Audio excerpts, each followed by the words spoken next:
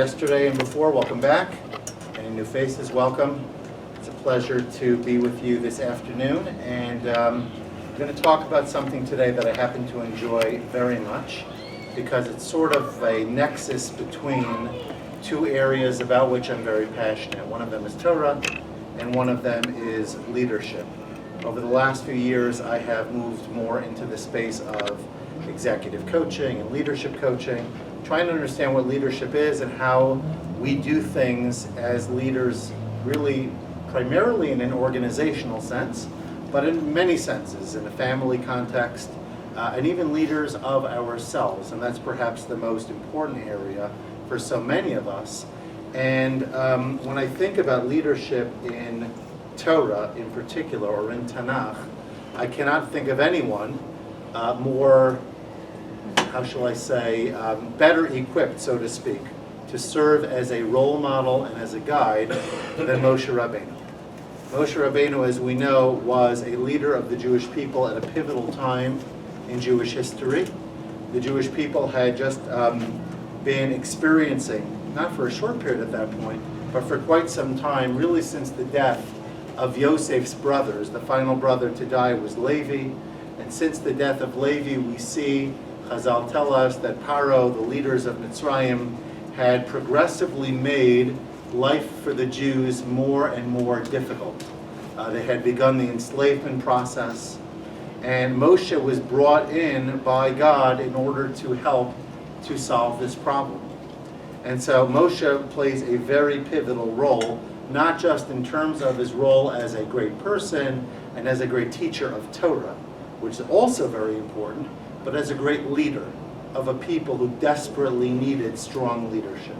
If you can imagine a group of people that were more downtrodden, that were in greater levels of despair, you probably won't come up with a group more so than the Jews who were living in Egypt. And so they needed somebody who could come in, could provide that leadership, could provide that support, could provide that guidance. And so I think by taking some time this afternoon to study more about Moshe's profile, who he was, what made him tick, and what ultimately made him great, will give us a great context not only for him as a person, but also how we can become greater leaders for ourselves and for those that we influence, and certainly give us a better picture and appreciation for the Pesach story, if you will, the story of Yetzias Mitzrayim and beyond, in which Moshe was such a central character and figure.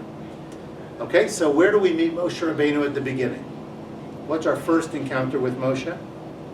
Anyone remember? I'm sorry? In the water, right? We meet Moshe for the first time in the water. Okay, actually the leadership there was not that of Moshe. The leadership there was that of his sister Miriam, who, by the way, deserves her own lecture on the topic of leadership.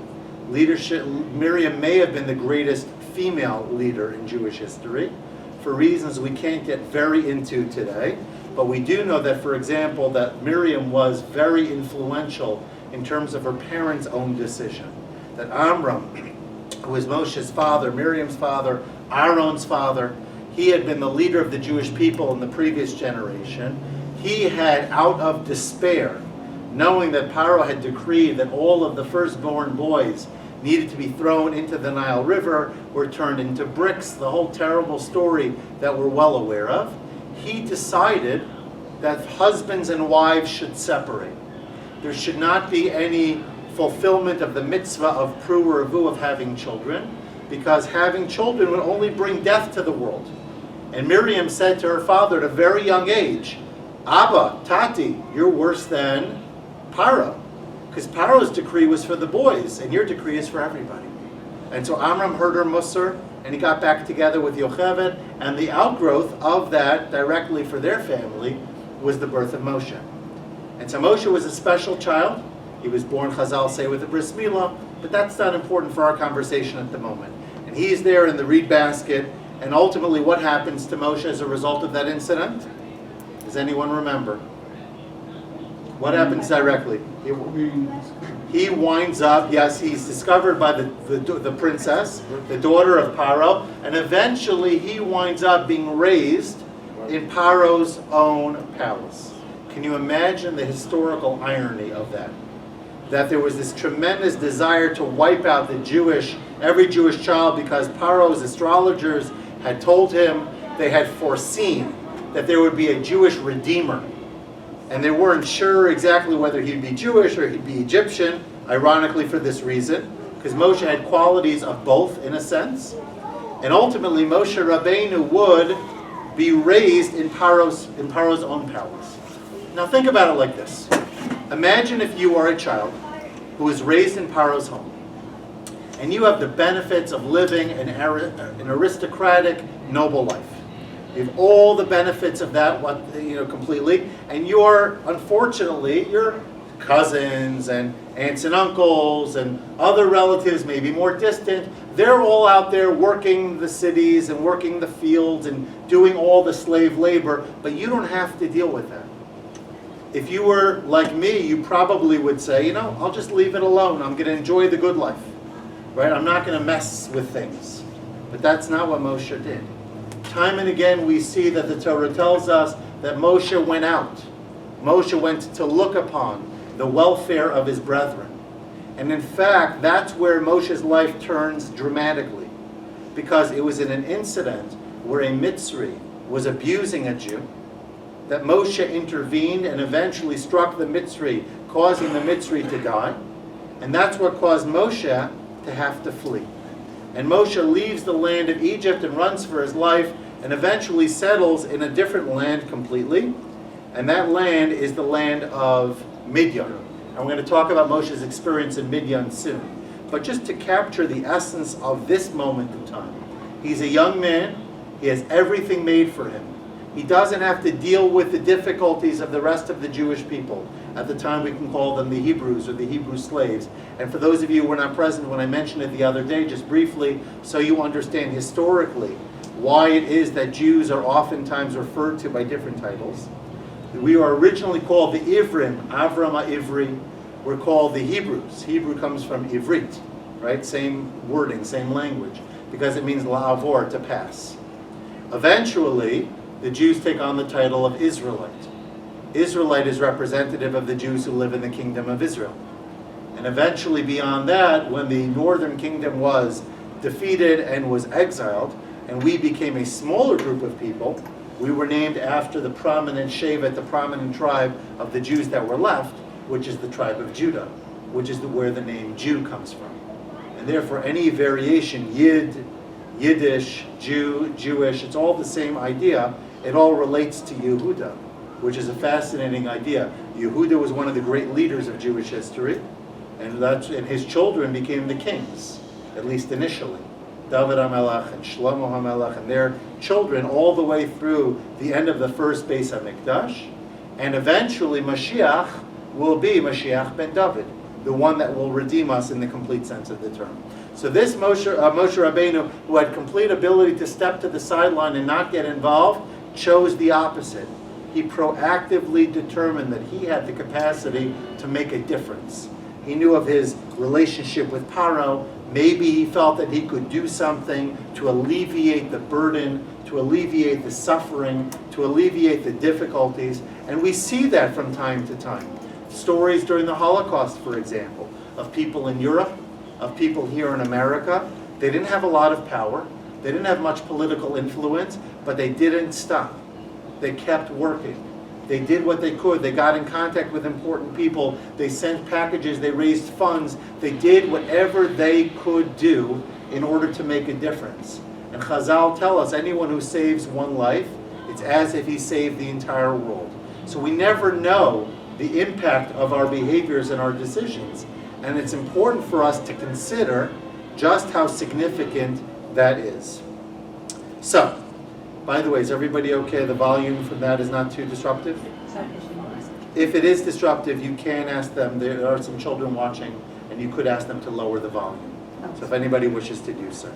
Okay, so we know that Moshe had to flee for his life. He arrives in Midian. Midian is a faraway land. He's got no relatives in Midian, and he's basically starting again. And who does he encounter in the land of Midian? He encounters another situation of torment. Another situation we might call of bullying, of maltreatment. Does anyone know what I'm referring to? At the well, with the daughters of Yisro. Yisro, the man who would eventually become his father-in-law, otherwise known in English as Jethro. Yisro was, interestingly enough, a priest. He had been an idolatrous priest. And he had, according to our sages, tried out every variation of, let's call it polytheistic and pagan practice. And he didn't subscribe, so to speak, to the local gods and the local practices. And as a result, he was viewed as an outsider.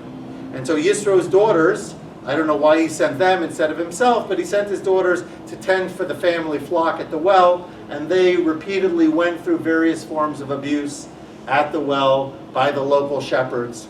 And in walks Moshe Rabbeinu, who cannot tolerate this kind of behavior, the same way he couldn't tolerate it in Mitzrayim, and he intervenes on their behalf. Yisro is surprised, how did you get home so early today? Usually it takes you so much longer. And he tells of the story of this man, this Mitzri, this Egyptian that had come, and of course Yisro says, why didn't you bring him home? And eventually he is invited to Yisro's home, and leaving the details of the story alone for the moment, he winds up marrying Yisro's daughter Tzipporah. And they eventually establish a family. They have 2 sons, which is not crucial for our conversation at the moment. But either way, we see that once again, it is Moshe Rabbeinu stepping in, even though he doesn't really need to step in. It's not going to help him personally, but Moshe finds a way to do so because he thinks it's the right thing to do. And it's in that context, as a shepherd for Yisro's flocks, that Moshe begins the process of revelation that eventually results in him becoming the leader of the Jewish people. And the Torah tells us the account as follows. Moshe hayaroeh eson Yisro choseno. Moshe was shepherding the flocks of his father-in-law Yisro, Kohen Midyan, who was this priest in Midyan, vayinhag es atzon achar hamidbar. And he followed after the tzon. Interesting that officially I think he led them, but I believe that he was chasing after some sheep that had run away into the desert area. Vayavo al har ha'elohim chareva. And he managed to find his way to Har Elohim Choreva, which is understood as Har Sinai. Vayar Malach Hashem Elav, and now an angel appears suddenly out of nowhere. Bilabas Eish Mitoch Hasneh. And this is the famous story of the burning bush. The bush that is burning without being consumed. Right, so it's burning. You see the fire is going, but the bush itself is not going anywhere. The structurally remains as sound as it was beforehand. Vayar v'hinei hasneh bo'er ba'ish. He sees that the bush is burning in fire. V'hasneh einenu uchal. Yet the bush is not being consumed by that fire. Vayomer Moshe asurona vereh. I'm going to go and take a look and see. Es amara hagadol hazeh, this incredible sight. He wants to look more deeply into what's going on. Madua lo yivar hasneh. Why isn't the sneh being burnt? Vayar Hashem kisar lisnos vayikra elav Elokim mitoch hasneh vayomer Moshe Moshe. He calls to him twice, which, by the way, we see that elsewhere. Does anyone know another time prior to this in Jewish history where there was a heavenly voice called from the sky to an individual whose name was repeated more than one time? Does anyone know the incident? I can only think of one. It could be that there's more than one. I'm sorry? With Cain, I don't think he was called by his name, and certainly not twice. Adam? I don't think so. It could be. It could be. The one I know of. The one I know of is actually, this person was called twice in the same chapter. Once at the beginning, one time, and at the end, 2 times. And I'm referring to Abraham, at the time of the Akedah, at the time of the incident where he brought Isaac up as an offering, as a sacrifice. At the beginning, he's told, take your son, your only son, the one that you love, etc., and bring him as a korban. And at the end, the Torah tells us that he took the knife, and he was getting prepared to conduct the deed that he had been commanded to do. And suddenly a malach calls from the sky and says, Avraham, Avraham. He calls him twice. And there's a debate amongst the sages as to what was the basis for that. Was it an expression of love? That I see how willing you are to even do the most difficult thing for my sake, right? Because I asked you to. Or is it because he really wanted to get his attention quick before he got too close with that knife? But either way, we see that Avram's name is repeated. And here Moshe's name is repeated. I'm assuming at this point it's not because of alacrity. It's not because Moshe was about to run away. I would assume that the commentators would agree that it would be some type of either love or at least based off of the importance of the message that was about to be delivered. Vayomer hineni. And he says, here I am, which of course is one of those strange conversations that you see a lot in Bereshit. Why is it that if God says, right, if I said to you, let's say somebody in this room's name is Joe. I said, Joe, you said, here I am. You'd look at me like I'd look at you like you're nuts, right? Right? Why say here I am? I know you're here, I'm looking right at you. So why say hineni? The commentators say that hineni is an expression of readiness. Hineni is an expression of humility. It's an idea that I am ready, humbly prepared to do whatever you ask of me. So Moshe says hineni as well. Vayomer Hashem ra'o ra'isi as ani asher b'Mitzrayim. I see the terrible straits, the terrible difficulties that my nation is experiencing in Mitzrayim. V'atzakosam shamati mipnei nokshav, and I've heard their great cries. Ki yadati esmachovav, and I know their pain.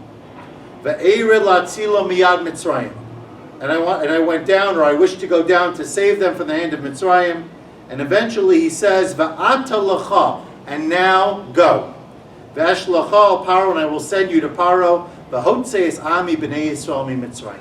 So the same Moshe, who had distinguished himself so far as someone who's willing to intervene on behalf of people who are less fortunate than him, who cannot defend themselves, Moshe now becomes the person to save the Jewish people. And parenthetically, our sages say, why is it that so many great leaders, Avraham and Moshe, David HaMelech, others, why were they all shepherds? Why were they all leaders of flock as their professional practice? Well, they weren't lawyers, they weren't doctors, they weren't even accountants. They were shepherds, a good Jewish profession from a few thousand years ago. No, what does your son do? He's a shepherd. I get so much nachas. I'm just kidding. But you get the idea. This was considered to be an interesting or a common Jewish practice. But there's a specific reason as to why shepherds seem to make great leaders. Because when you have to tend to the sheep, you have to be able to take tender animals, each with their own unique and distinct needs. Not quite as complicated as the Jewish people, mind you. We're a little bit more difficult to work with. At least rumor has it as such. But you get the idea. And so Moshe was trying to deal with one particular sheep that had run farther away. And according to the Medrash, that's what brought him there to begin with.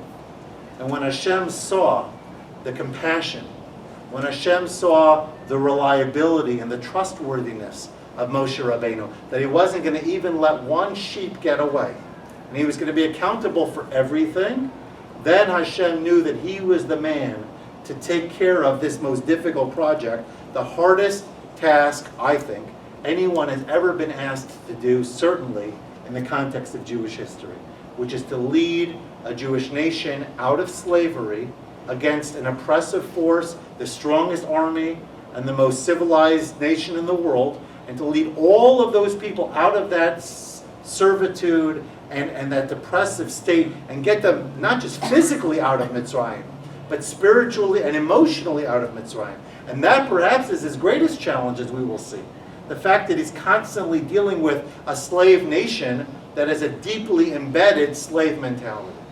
And they understood, because of their experiences, we just can't. Right? The hardest thing probably, since we're talking about leadership, is to deal with individuals who have built into their psyche that we just can't. And if you believe that you can't, then obviously you're not going to get very far. And that's what hits up against the Jewish people time and again. Ich kann nicht. I can't do it. And then you give up. So what does Moshe say? Right? Ask anyone, any great leader today, I'm going to give you the opportunity to become CEO of the greatest company out there. Or maybe not the greatest yet, but the potential to be the greatest. Or I'm going to give you, as a politician, the opportunity to be the king, the leader, the ruler, whatever title you wish to attribute, to a nation of millions of people. There'd be a lot of people lining up for such a position, you would think, despite the difficulties, recognizing the hardship. And what does Moshe say in response to this? God himself, I'm sorry? He shows his humility, exactly. Vayomer Moshe Elo Elohim, mi anochi, who am I? Ki elech el Paro, that I should go in front of Paro. V'chi otzi es b'nei Yisrael mi Mitzrayim. I'm not the right person for this job. You must have the wrong person. Maybe you're thinking of my cousin, my older brother, my somebody, but not me. Hashem persists, and Moshe says, Vayomer Moshe el Hashem, bi Adonai. Lo ish devarim anochi. He then goes to the fact that he's not very capable verbally, whether we rely on the Medrash that says he had a speech impediment. It's not important for now. He said he doesn't have the verbal capacity to engage with Paro. Gam esmol, gam sholshom, gam me'az dibarchi al avadecha. I've never had the ability to lead, and of course every good leader has to be eloquent. Every good leader has to be somebody who has the ability to debate and to discuss and to engage, and that's not me either. So why are you sending me, Hashem? And we all know that Moshe was not posturing. He wasn't holding out for a better deal. It wasn't like God offered him a 3-year contract. He wanted a 5-year contract. He wanted a timeshare. He wanted guaranteed retirement funds, right? He wanted 20% stake in the company. There wasn't any of that. Moshe attests at the end of his life that he never took a single thing for his own personal well-being, his own wealth, anything like that. Moshe was purely responding based on what he felt was appropriate for the job. And actually later on, I don't know if we'll have time to delve into it, but the Torah attests on behalf of Moshe, not only was he the greatest prophet, but it tells us that Moshe was the most humble of all people. Now what's fascinating is, who wrote those words? Okay. Who actually took the quill, dipped it in the ink, and wrote it on the parchment? Moshe Rabbeinu. Moshe wrote everything God said. And if Moshe wrote it, that means he believed it. You can't tell me that there's any aspect of the Torah that Moshe wrote because he was compelled to do so. Moshe wrote it because he believed fully in the authenticity and the veracity of the words that he was writing. So the question that everybody asks is, how can the most humble person in the world, the one that the Torah describes as being more humble than any other man ever, write that he's the most humble person in the world? It seems to be intrinsically contradictory, right? And so the answer that is given, I'm sorry? Well, that's true, but he had to believe it. And in order to believe it, that means you have to be humble enough to write it and not let this get to your head somehow, right? So the answer is, or at least one answer that I've heard, is that humility is not a, let's call it a depreciation of what you have, your capacity, right? Oh, I'm really, there were different yeshivot, for example, in Europe, in the Musar movement, that used different approaches in terms of how we should conduct ourselves and view ourselves as people and our attributes and all of this. Slobodka was more focused on building up the student. And there was another yeshiva called Navardik. Navardik would be more in sort of like making us feel like we were not significant to break our arrogance, let's call it. And the old joke is, I don't know if it's such a joke, it actually happened, they'd go into the hardware store and they'd ask for a watermelon. And the guy would say, we don't sell watermelon. Oh, ich bin I'm such an idiot. Ich bin a gurnish, ich bin whatever. As a way of sort of training them to think as being a humble person. That they would do things that were automatically going to result in them looking foolish so as to bring this idea home. Well, let's leave aside the various approaches and the benefits of each. But Moshe Rabbeinu understood his greatness. Moshe Rabbeinu understood his capacity. He understood the ability that God had given him. And God really did give him very special powers, very special abilities, very special talents. But Moshe understood that all of his abilities and everything that he was ever able to accomplish was only the outgrowth of God's investment, so to speak, in him. and none of that was intrinsically his doing. And that's really what humility is about. To be a great leader is not to say, I am worthless. It doesn't mean to be humble is not to say that I am worthless. On the contrary, if you say that you're worthless, you can't lead very much. If you say that you're worthless, you don't have the inner strength and the inner confidence to accomplish anything. You have to be confident in your ability, but you also need to know the source of that ability. Rabbi Yisrael Salanter, who is the leader of the Musar movement, used to say, I have the capacity of 1,000 men, but I therefore have the responsibility of 1,000 men. Now what exactly he meant by that line is not clear, but what it meant to me is he recognized that he was given great powers, so to speak, great capacity, great strength of personality, the ability to influence whatever. I better use it, and I better use it well. Right? Our responsibility in this world is not necessarily to be the best somebody else. Our responsibility is to be the best us that we can be. God's not going to come to us and say, why weren't you as great as so-and-so? Maybe so-and-so had great intellectual capabilities that I wasn't given. Maybe he was given great physical strength that I wasn't given. Maybe he was positioned in time and place in history in a way where he could make a difference that I couldn't do. We all know that there were people who had great abilities, but because of where they lived and when they lived, they didn't have the ability to become historical figures on the same level as some other people. Sometimes the mazel is all about where you find yourself. The family into which you're born, the society into which you're born, the situation going on around you. Tomorrow we're going to talk about Rabbi Samson Raphael Hirsch, one of the great leaders of German Jewry in a time of great difficulty, and you could argue spiritual trauma for the Jewish people, because reform had really built up a tremendous amount of steam, so to speak. And they were running roughshod all over the Jewish map in Germany. So Rabbi Samson Raphael Hirsch was a great man in and of itself, but part of his greatness was time and place. Part of his greatness was being able to rise against this tide and to stem the tide and to figure another way by which to revitalize orthodoxy in a period of time where it became passé and out of place in all of this. So that's a lot, I think, about what history is all about. It's about where we fit into it and what our capacity, what's the nexus, so to speak, between our abilities and the situation in which we find ourselves, and how we therefore step into that and make a difference in that context. So Moshe Rabbeinu is the man. And now he goes back to Mitzrayim. What's fascinating is that Moshe does not achieve the great success that we oftentimes think of him. In fact, things get a lot worse, at least initially. Moshe starts negotiating with Paro. Paro says, not only am I going to not let them out, I'm going to make it even harder for them.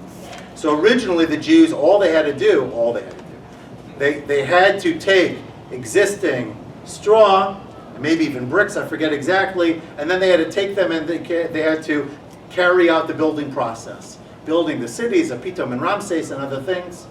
And now Paro says, go get your own straw.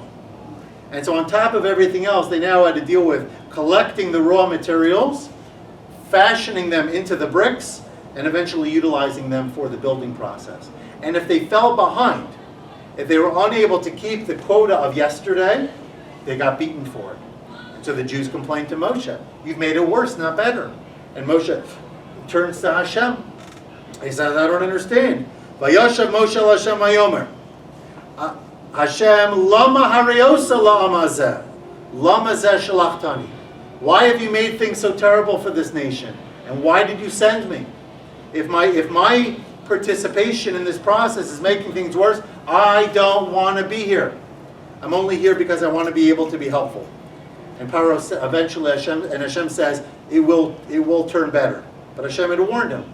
He said, I'm going to harden his heart. And so Moshe had to deal with that dynamic, the ebb and the flow. As he continues to try to advance Hashem's agenda, he also knows that he's got strong resistance. And that's a conversation in and of itself. The notion of how could Hashem harden Paro's heart, we'll get to that. That's coming up at a future talk, at a future conversation.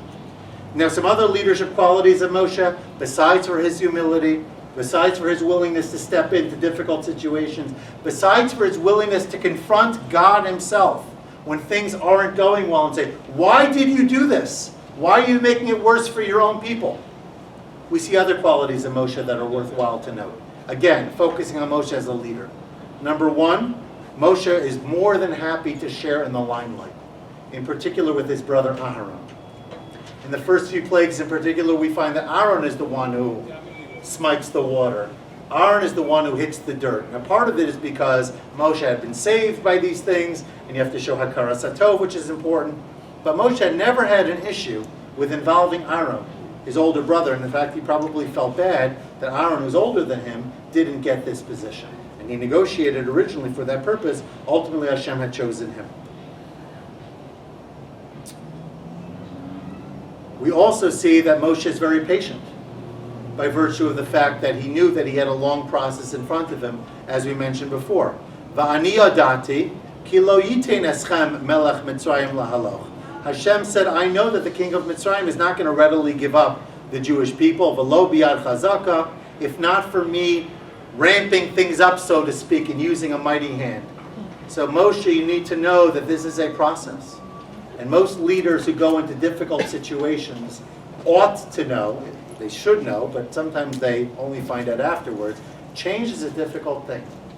Moving people along from point A to point B often takes a lot of time, a lot of support, a lot of hand-holding, a lot of negotiation, till you could eventually reach a better place.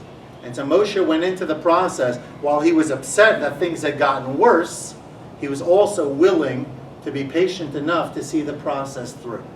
And actually, that ultimately allowed for the consequence that Paro and his nation deserved, as we will talk about. Moshe also, interestingly, serves as a negotiator, as a broker. He's the one who keeps going to Paro. Now, can you imagine walking into the lion's den time and again? That probably couldn't be a very positive experience, right? You're walking in, you're vulnerable, and Paro is there with all of his might, and Moshe walks in time and again, and he rebukes Paro to his face, in front of his own throne, in front of his own, area of his own locus of power. So Moshe was willing to negotiate. Hashem doesn't do so. He speaks to Paro. Paro refuses. Moshe comes back. Moshe threatens him with this, and back and forth, and back and forth.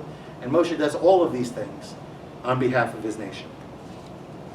And the last point that I wanted to make, even though there's so much more to talk about, is the idea that Moshe remains the guide at all times. Moshe remains capable of staying above the fray. There were times of great challenge, and I'm thinking of all of them. Probably the greatest one was as the Jews were making their way to Yam Suf. Think about the setting for a moment. The Jewish people had been redeemed in the middle of the day. They walk out of Mitzrayim, men, women, and children, all in a rush. I'm trying to imagine what that looked like. As I was contemplating, getting off the plane, Baruch Hashem, with lots of Jews making their way to their hotels or their condos or wherever they're going from New York down to Florida for Pesach, and everybody grabbing all their stuff and getting the cart and getting the bags and all these kinds of things. Imagine 3 million people, literally, packing up their donkeys and taking all of their life's possessions. It might not have been as much as we have today, but it was still whatever it was, and they're just, within a moment's notice, they're packing up and they're going to an unknown destination. They're going out to the desert, to the most inhospitable location you can imagine, that doesn't have the capacity even for a day to provide them with basic life provisions. And Moshe, because Hashem had told him to do so, leads the Jewish people out in this fashion, and they walk, and they walk, and they walk for 6 days. Paro gets wind of the fact that the Jews are not going out just to worship God for 3 days and then come back. The Jews are gone for good. And of course, he comes running right after them with his chariots and with his men.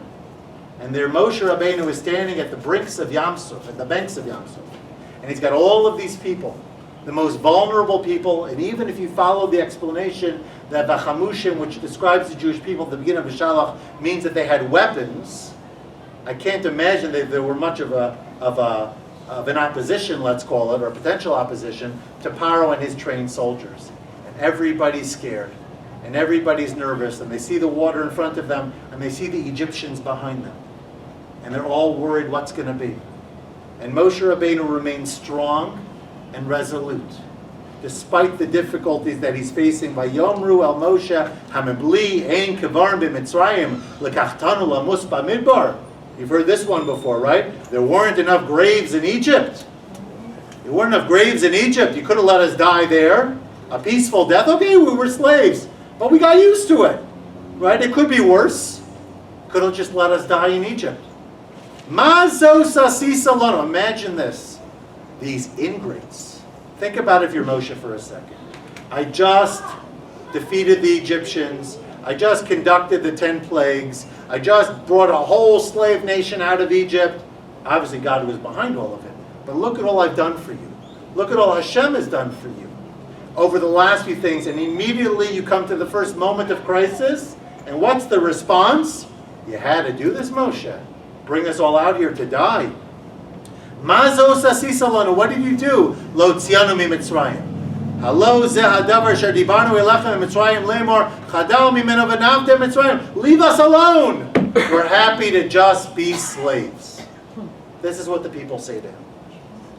Ki tov lanu avodas Mitzrayim imusena b'midbar. Better to live in Egypt as slaves than to die in the desert.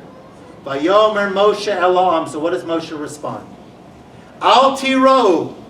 Do not be afraid. Hisyatzvu, stand. Right? Atem nitzavim, stand tall and resolute and with great conviction. Ura'u es Yeshua Hashem, and see the salvation of God that is forthcoming. Asher yasa lachem hayom. Ki asher reisem es Mitzrayim hayom lo sosifu lirosam od ad olam. You'll never see them again. They will be gone from the annals of history, and you will persevere. And so Moshe knew, at a time of great struggle, at a time of great challenge, at a time where all the odds were stacked against him, he knew he had this card in his deck that he could play at an important moment. It was the God card. It's a good card to have. There's no question about it.